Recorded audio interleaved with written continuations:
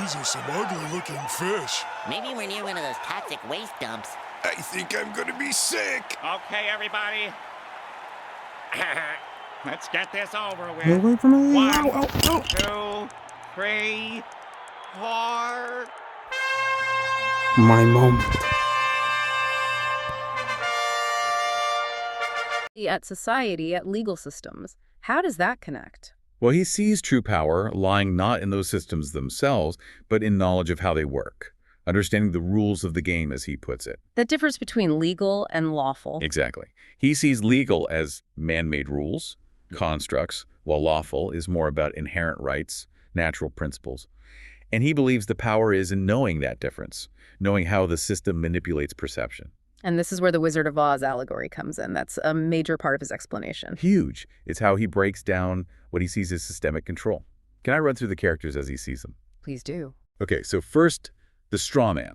That's the fictional legal person, think your name in all caps on official documents. He sees it as an artificial creation of the state, separate from the real living you. Got it. The legal entity. Right.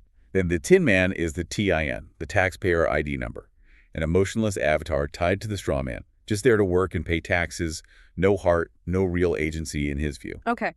The Cowardly Lion represents false authority, like police or officials acting tough, but he sees them as bullies whose power comes from the system, the wizard, not from actual courage or truth. Oh. All roar, no bite, essentially. Interesting take. And the wizard. The wizard is the illusion itself, using smoke and mirrors, fear, holograms to keep everyone compliant.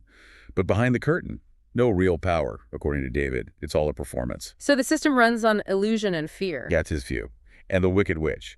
She represents the enforcers, police, courts, banks who are obsessed with gold, enforcing the wizard's rules, driven by control and finance. In truth, educate yourself, study to your true status as a free individual, not a mere legal fiction.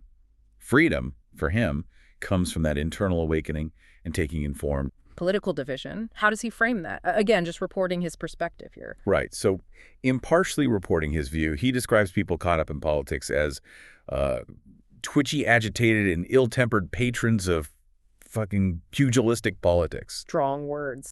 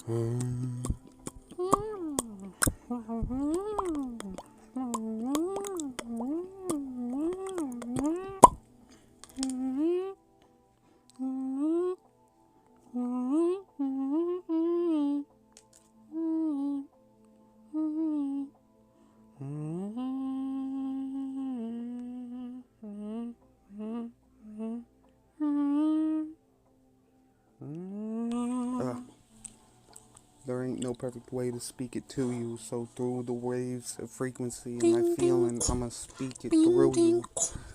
I always did pursue to speak the truth.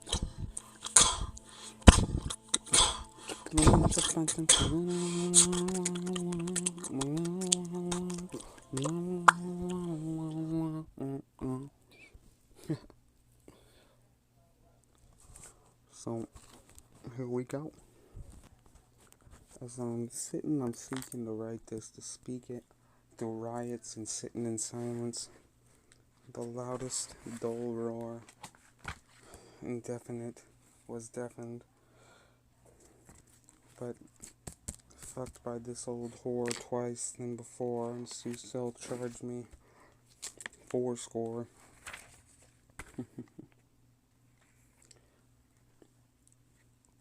I'm on a quest to raise a question, a destiny, just to desperately dedicate the referee to destiny, contemporary, my head, you get the rest of me, stone temple, mortuary, mortars with the melody, Diplomacy, leprosy, notoriety, indeficiency. The structure for clarity, with encrypted through scripts in the text. Clear, now that's a rarity. Had plenty of them show 'em better. Do I have to write it out in oakum letters? Or Mofo Khan, original Sanskrit? Well, I guess you don't get that, then your mojo's gone. Vanished. Finish. Benite. Control, Alt, click, delete. Astronomic, the relevance. Druid, burrow, like headed in. I confidently embrace the true self and my mission. Surrender my bodily urges and free verses. This song I closed, and with my eyes I enlight. And the more I just exist in my acknowledgement of the 6-6 upside down divine 9 is, the more I want, I saw. The more I went, the less withdrawn. Center of the cortex. It's real life. The light of the forest in my fortress. And by the time it was over, I was overwhelmed with this serenity. Enlightened. I'm mighty. No longer shall he question, might he?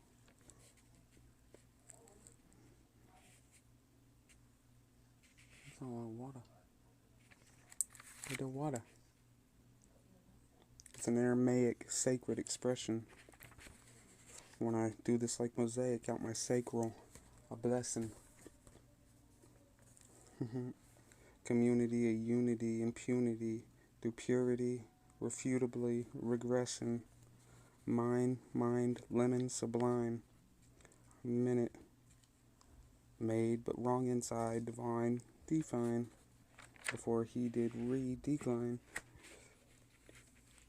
Political parties with the sports teams, social seniorities and hypocrisies, ironically, the racism to get the money, created a divide, a mass, woe to distract and keep us in half, while the rest were all half the mass. See us fight each other over small matters rather than the bigger picture. No development. It's Roman Empire, gladiator games, distractions, the NFL. Like, I guess I'll let Kelsey. Taylor is Swift. And Travis. All Boy Scout.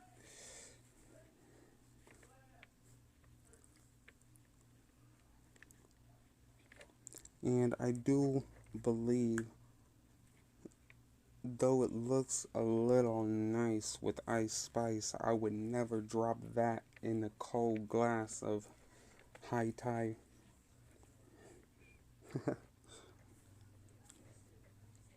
Not even if I had 9 lives. No, I wouldn't go for scat. That's Doja Cat. Music sounds, waves, ears, portals, listen. Ooh, a waver, immortal.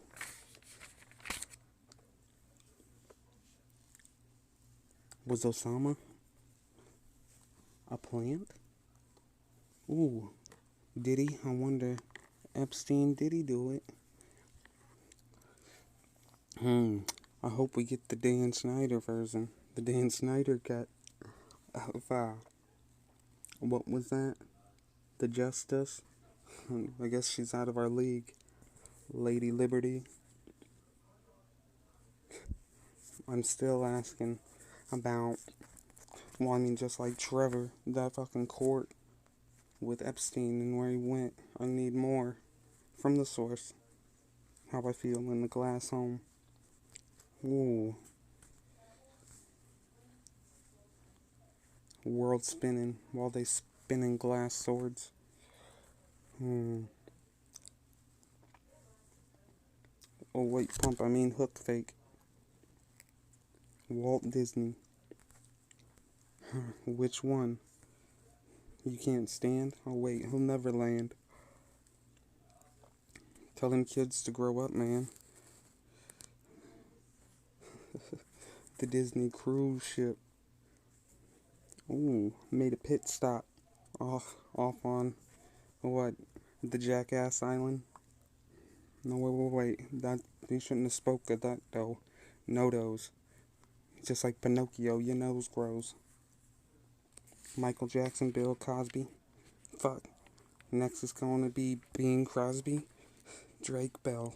No, wait, I mean K. Dot. How the hell hasn't Drake fell? It's funny, I got a song talking about scars, how they be stars, but instead we're backwards. You don't see scars unless it's these stars. Secret Wars, Asgard. Before it get rammed hard. It's funny, they used to call me Tart. See, I don't want to see the trigger girl these spark. So feral, barren, visceral. No, Carol. No, it's Carl. But where'd the O go? Oh, sorry. Shaddai. Aims to equip readers whether they are aspiring ministers, community leaders, or anyone interested in enhancing their public speaking skills with the tools and insights necessary to convey messages that resonate deeply with their audiences. By exploring the intersection of service and sermon delivery, this ebook serves as a guide for those looking to inspire and uplift others through the spoken word. The organization of service to sermons is methodical and intuitive, making it accessible for readers at various stages of their journey. The book begins with foundational concepts, discussing the importance of service in shaping a speaker's message. It emphasizes the idea that effective sermons stem from a genuine desire to serve others, rather than merely delivering a performance. Following this introduction, the ebook is divided into thematic sections that cover essential skills such as storytelling, audience engagement, and the art of persuasion. Each section is enriched with practical exercises, real-life examples, and expert insights, allowing readers to apply what they learn in a meaningful way. As the reader progresses, they will encounter chapters dedicated to overcoming common challenges faced by speakers, such as anxiety and self-doubt. These sections provide strategies for building confidence and developing a unique voice that reflects one's personal experiences and values. Additionally, the book highlights the significance of feedback and continuous improvement, encouraging readers to embrace a growth mindset as they refine their sermon delivery skills.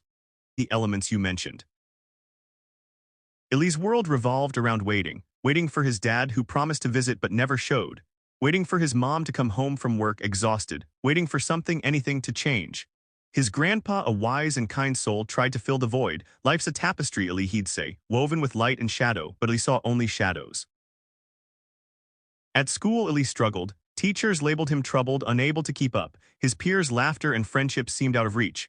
Years passed and Ellie grew taller, but inside he felt lost. Relationships felt fragile, like broken glass. He longed for connection but feared disappointment. One fateful evening, a mysterious storm swept through the city. Radioactive sound waves enveloped Ellie, transforming his pain into power. He discovered he could heal others through music, weaving melodies that mended broken spirits. Fans flocked to Ellie, drawn to his enchanting songs, but with great power came darkness. Shadowy entities feeding on despair sought to consume his gift. Ellie faced his greatest challenge, harnessing his powers to defeat the darkness. With each note, he poured his heart into the battle. The outcome hung in the balance. Will Ellie's music overcome the shadows, or will the darkness silence his song? Feel free to modify or add to this version. I'm here to help. Some suggestions. 1. Explore Ellie's emotional journey, delving deeper into his struggles and triumphs. 2. Introduce a supporting character, perhaps a friend or love interest, to contrast with Ellie's loneliness. 3. Develop the darkness, giving it a compelling backstory and motivation. 4. Consider a twist. Ellie's powers could have unintended consequences or a hidden cost. Melodic, where would let's say some sort of great threat to all of humanity comes via the dark, ominous creatures. As the darkness closed in, Ellie realized his music was humanity's last hope. The creature's malevolent energy threatened to consume everything.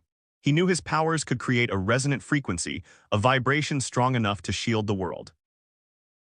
But at what cost? Lee understood that generating such a vibration would require his life force. His final breath would fuel the protective wave, ensuring humanity's survival. In his darkest moment, Lee found clarity. He remembered his childhood longing to ease the world's pain. Now he could achieve that. With resolve, Lee began to play. His guitar sang with an otherworldly beauty, notes weaving a tapestry of light. The vibration grew, spreading beyond the city, across continents, enveloping the globe. As the creatures closed in, Ellie's music repelled them, creating a barrier of hope. The world, once on the brink of collapse, began to heal. With each strum, Ellie's life force waned. His vision blurred, but his focus remained unwavering. One soul relieved of suffering was all that mattered. In his final moments, Ellie saw visions of those he'd helped, faces lit by smiles, eyes freed from tears. The weight of reality's cruelty was bearable, knowing his sacrifice would bring solace. The vibration reached its zenith. Ellie's guitar fell silent, his chest stilled. Yet his legacy lived on. The protective wave persisted, a testament to his selfless love. Humanity, redeemed by his sacrifice, began anew. Ellie's story became a beacon, inspiring generations. His music, now a legend, whispered hope to those in despair. Melodic, in the silence a whisper echoed, one soul relieved. How do you feel about this conclusion? Any adjustments or additions? Some ideas. 1. Explore the aftermath. Lee's final refrain resonated through eternity, echoing in songs that inspired humanity. Each note a testament to his courageous heart, a symphony of hope forever to impart. His melodies bridged past and future's shore, illuminating paths forevermore. The harmony of his soul a guiding light, dispelling fears in the dark of night. Through his music, Ali's spirit remained, a beacon of truth his legacy sustained. His story etched in time, a moral compass true, inspiring generations anew. In every chord a lesson learned, a hero's heart forever yearned. His songs a time capsule holding fast the essence of love that forever lasts. Ali's symphony of selflessness resonated through the corridors of timelessness. A heroic echo that would never fade, a shining testament to the power of love displayed.